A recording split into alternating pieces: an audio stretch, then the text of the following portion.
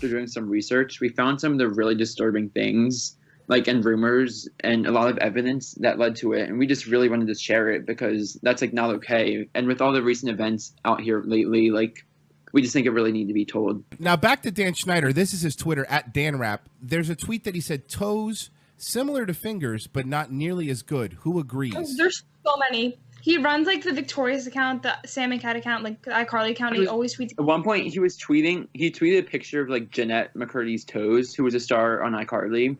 He's like, guess whose toes they are? They're so beautiful and soft and delicate. I just want to, like, cuddle with them or something weird along those lines. That's not like. But this is what I'm saying. Like, before everyone goes, yeah, but this just feet, this and that. Imagine if your kid comes back and goes, hey, you know, today when I was at school, the teacher was rubbing my feet. You would go and beat the ever living shit out of the teacher. Oh no, like, I'm not saying it's illegal, but it's something where a parent would go, dude, don't fucking touch my kid. Yeah, like we can't, because Leaf says in the chat he paid somebody $100. At least in Reddit they said as a background actor, $100. This girl was 12. Yeah, the girl was 12 years old. And what? Go ahead, tell the story. Well, basically, I saw this thing on Reddit, and she was an extra on the Amanda Show, and she talked about how Dan paid her $100 to see if her feet were ticklish, and he took her in the office alone and complimented her feet and, like, tickled them.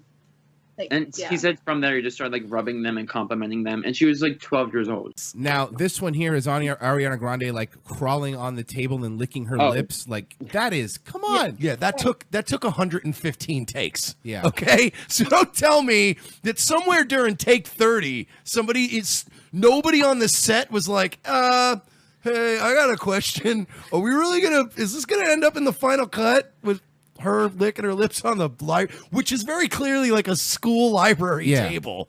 Like, the whole thing is just reeks of, like, pedophilia. Like to look at an image like that, it's like, what do you do? Like, even the setting of it is school, and like she's wearing like a fucking Letterman jacket. Like, you know what I mean? There's a certain level of detail that went into that. No, Mike, I want you to read the second one. This is when she was underage. She was 15. On Facebook, right. Read that. Who wants to see Jeanette McCurdy's toes? I've got plenty of pics to go around if you tune into the new iCarly episode. Eyeballs? Yes. This Friday on Nick. Eyeballs.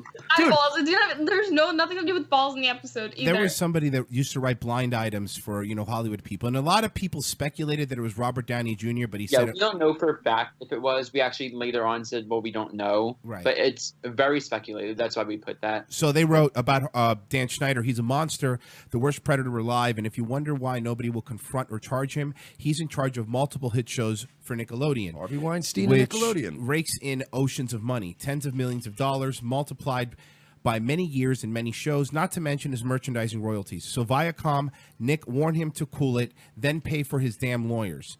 What about the parents? No tweener parent who shoved their kid into the limelight from birth is going to cross him either and risk career suicide and a loss of revenue and residuals in future career, no matter how bad it fucks up the kids, especially if there's multiple kid actors in the family and the kid agents are complicit too. Just ask the Spears family, which you guys mentioned earlier. A lot of settlements get paid out from Viacom accounts. I worked in the entertainment industry for almost 10 years, and Schneider came up quite a few times with some of the people that I worked with, and this guy is just an absolute scumbag.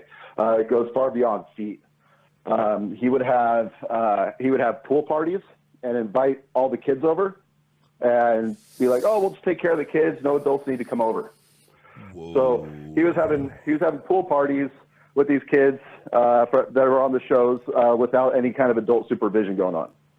Whoa. Wow, that's fucking weird, dude. Now we're cooking with gas. This is getting fucking weirder with this guy. Also, a friend, one of my friends that used to work on a couple of the shows they did. I mean, this goes back to the early '90s.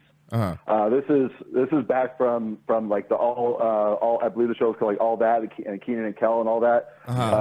It was shows from way back then. Yeah, that was fucking shows we watched. Yeah, when we were children. Yeah. And he would spend extremely large amounts of time alone with the kids in their dressing rooms, and without any adult supervision in there either. He would get mad if you went and if the talent wrangler, the person who would usually handle all the talent, make sure they were on set when they needed to be. If they were going and whichever actor or actress needed to be on set, if they went to go get him and he was in the middle of talking to him, he would just berate the poor PA that was just trying to do their job for interrupting them.